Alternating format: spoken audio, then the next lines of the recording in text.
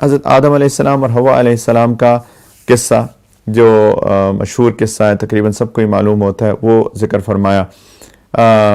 ابلیس جو کہ جن تھا، اللہ تعالیٰ نے اس کو بہت زیادہ سٹیٹس دیا تھا کیونکہ شروع میں وہ بہت نیک تھا، عبادت گزار تھا، اور اللہ تعالیٰ نے اس کو طاؤس الملائکہ بنا دیا تھا، فرشتوں کے ساتھ اس کو اس کا سٹیٹس رکھ دیا۔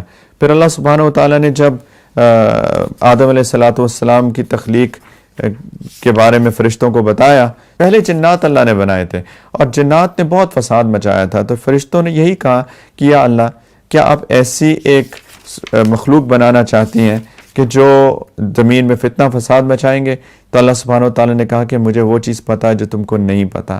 اللہ تعالیٰ نے آدم علیہ السلام کو بنا کے ان کو نام سکھا دیے، جتنی بھی زمین کے اندر چیزوں کے نام ہیں، مٹی، آگ، پانی وغیرہ وغیرہ، کیونکہ فرشتوں کو تو نہیں پتہ تھا بھوک، پیاس اور باقی سارے جذبات، احساسات جو کہ فرشتوں کے اندر تھے ہی نہیں۔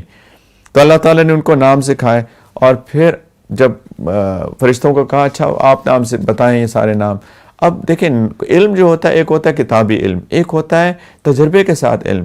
آپ کسی سے پوچھیں کہ بھوک کیا ہوتی ہے، جبکہ اس کو بھوک کا ادراک ہی نہیں ہے، پتہ ہی نہیں ہے کہ بھوک چیز کیا ہے، تو وہ تو نہیں بتا سکے گا۔ تو فرشتوں نے وہ نام، جبکہ ان کے سامنے اللہ تعالیٰ نے آدم علیہ السلام کو وہ نام سکھائے تھے، لیکن وہ ان ناموں کو نہ بتا سکے کیونکہ وہ تو ان کی ڈومین میں ہی نہیں تھے، ان کی شعور سے باہر تھے فرشتوں کی۔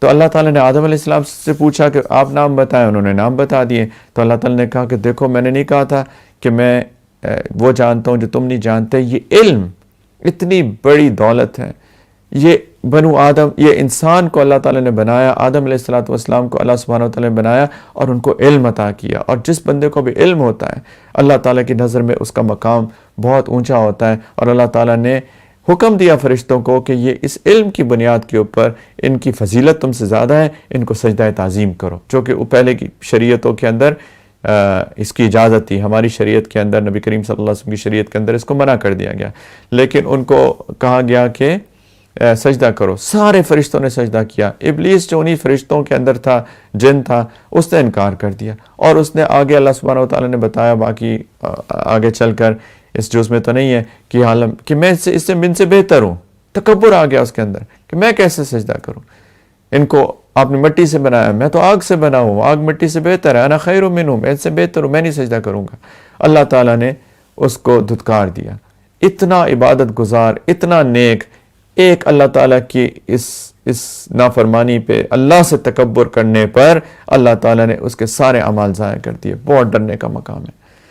پھر اللہ سبحانہ و تعالیٰ نے آدم علیہ السلام اور پھر حوا علیہ السلام کو بھی بنایا، ان کی زوجہ کے طور پہ، ان دونوں کو جنت میں ان کو مقام دے دیا۔ اچھا، اللہ تعالیٰ نے فرشتوں کو یہ کہا تھا انی جاعل فی الارض خلیفہ، کہ میں بنانے لگا ہوں زمین کے اوپر اپنا خلیفہ۔ یہ بہت اہم بات ہے، اس کو یاد رکھنا چاہیے۔ زمین پر میں اپنا ایک خلیفہ بناؤں گا۔ خلیفہ کہتے ہیں نائب کو، کہ جو میرے احکام کو لے کر چلے گا۔ اللہ تعالیٰ نے آدم علیہ السلام کو پہلے ہی زمین کے لیے بنایا ہے، یہ چیز یاد رکھیں۔ اللہ نے پہلے ہی ان کو زمین کے لیے بنایا ہے۔ یہ اور بات ہے، جنت میں پھر ان کو کہا کہ یہ درخت ہے، اس کو نہیں کھانا، اس میں سے پھل نہیں کھانا۔ وہ کون سا پھل تھا، اس کی کوئی تشریح کتاب و سنت میں نہیں ملتی ہے، لیکن کچھ روایات سے پتہ چلتا ہے۔ کوئی کہتے ہیں گندم تھی، کچھ کہتے ہیں کہ کوئی اور پھل تھا، اللہ عالم، اس کی تفصیل میں جانے کی ضرورت نہیں ہے، لیکن اللہ تعالیٰ نے ان کو منع فرمایا کہ اس درخت سے نہیں کھانا۔ اچھا، ابلیس نے آ کے جب اس کو دھتکارا گیا، اس نے کہا کہ اللہ میں تو بھٹکاؤں گا آپ کے بندوں کو، مجھے اجازت دیں۔ اللہ نے اس کو اجازت دے دی قیامت کے دن تک کہ تم بھٹکاؤ جس کو بھٹکانا ہے۔ اس نے آ کے آدم علیہ السلام کو کہا دیکھو، اللہ نے پہلے منع کیا تھا کیونکہ تم لوگ مٹی سے بنے ہو، تم جنت کی ان ساری چیزوں کے متحمل نہیں ہو سکتے، تم اس کو برداشت نہیں کر سکتے۔ اب تم جنت میں رہ کے آپ کو برداشت کی قوت پیدا ہو گئی، اب کھا لیں۔ وہ تو کوئی وجہ سے بتایا تھا، اور اگر کھائیں گے تو آپ کو اللہ کا قرب ہمیشہ کے لیے ملے گا، جنت ہمیشہ کے لیے رہے، اب دائمی اللہ کی قرب میں رہیں گے۔ تو اب آدم علیہ السلام کو تو اللہ سے محبت تھی، اور وہ شیطان کی اس بات میں آ گئے، وہ سمجھ گئے، نافرمانی نہیں کرنا چاہتے تھے، وہ واقعی سمجھے یہ علت تھی، اللہ تعالیٰ نے اس علت کی وجہ سے منع فرمایا تھا، اور وہ علت اب ختم ہو گئی ہے، تو اس لیے اب میں کھا سکتا ہوں، اور اس شوق میں کہ اللہ کا قرب ہمیشہ ملے گا انہوں نے کھا لیا۔ اب اللہ سبحانہ و تعالیٰ نے ان کو فرمایا کہ دیکھ، میں تو آپ کو منع کیا تھا اور آپ نے یہ کیا، تو وہ بہت نادم ہوئے. اللہ تعالیٰ نے ان کی ندامت کے بدلے میں ان کو کچھ الفاظ سکھائے کہ یہ الفاظ سے میرے سے معافی مانگ لو، میں معاف کر دوں گا. الفاظ فتلقى آدم من ربہ. اللہ تعالیٰ نے آدم نے اللہ تعالیٰ سے توبہ کے کچھ الفاظ سیکھ لیے، اور وہ الفاظ کیا ہیں؟ ربنا ظلمنا انفسنا وان لم تغفر لنا وترحمنا لنکونن من الخاسرین. ربنا ظلمنا انفسنا، یا اللہ ہم نے بہت اپنی جان پہ ظلم کیا ہے. وان لم تغفر لنا وترحمنا، اللہ اگر ہم نے معاف نہ کیا، ہم پہ رحم نہ کیا، لنکونن من الخاسرین، ہمیں تو بہت نقصان ہو جائے گا، ہم تو خسارے والے ہو جائیں گے.